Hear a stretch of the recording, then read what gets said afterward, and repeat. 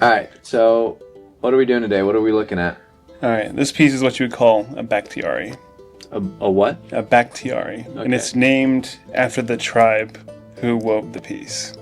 So it's actually the Zagros Mountain region of Iran.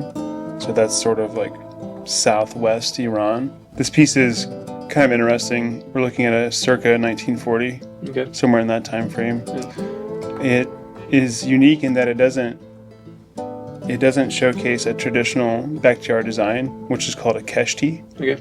And that's typically like a very structured kind of grid garden style or design. This is different in that it has some Kufic or some Lori influences. So you can see there's influence from the surrounding areas.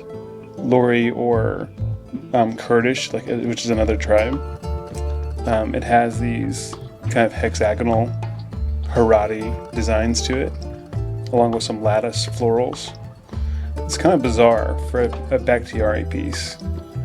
That's what drew my attention to it initially. This does have aniline dyes, so this is not a vegetable dyed piece because it's a bit later.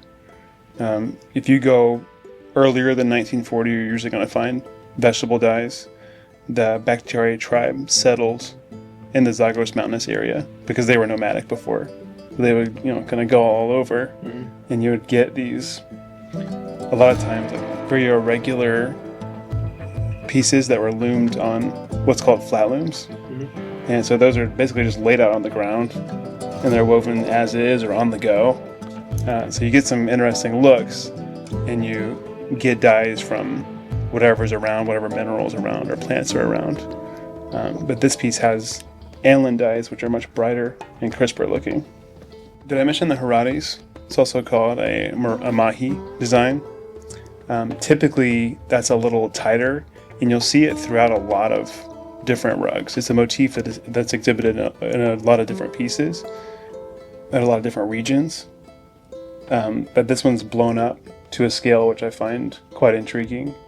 And then we're introducing these like Kufic 8-pointed stars, which is nice. We have the strong floral banding, which is typical of a Bakthiari piece. And you'll also notice these little